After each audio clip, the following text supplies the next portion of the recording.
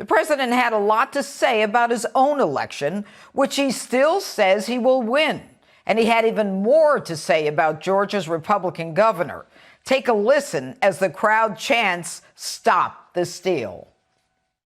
Can't let it happen.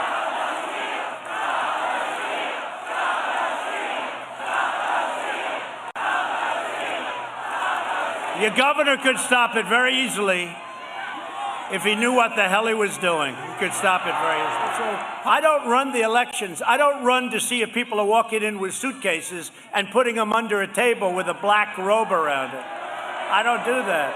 That's up to your government here. And for whatever reason, your Secretary of State and your governor are afraid of Stacey Abrams. They're afraid of her. Here with reaction to my open, the president's rally tonight in Georgia, and much more. Trump 2020 senior advisor Lara Trump joins me now. All right, good evening, Lara. There seems to be a little tension, I would say, between the president and Governor Kemp, which I find curious, given the fact that Governor Kemp was nowhere. He was in a primary that called for a runoff. And after the president came in, he moved up about 45 or 50 points. And the president continued to support him, even when Barack Obama, Oprah Winfrey, Michelle Obama came in and supported him. And yet he won't do what he has the power to do while there is an emergency in the form of a pandemic in the state of Georgia.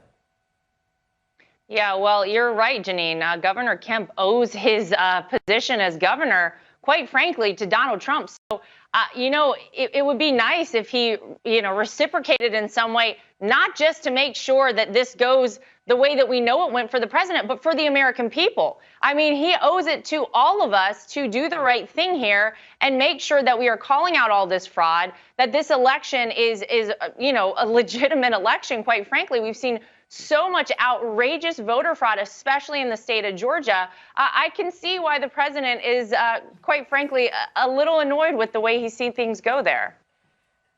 Yeah, but aside from, what one person does for another person, I mean, the truth is that the Secretary of State took it upon himself to, agree in a consent decree with Stacey Abrams to change the voter law. And under the Constitution, he cannot do that. And so what is the harm? What is he afraid will happen if we actually are able to look at what some of the allegations are in Georgia of fraudulent voter counts?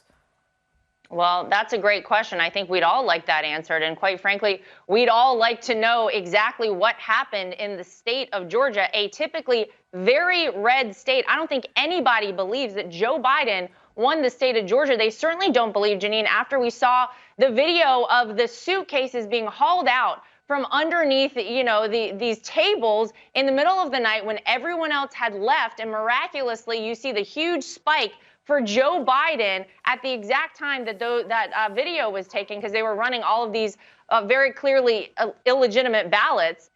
So I think we'd all like to know a little bit more and get a little more clarity on what happened in the state of Georgia. We know at least 15,000 people voted in the state that don't even live there.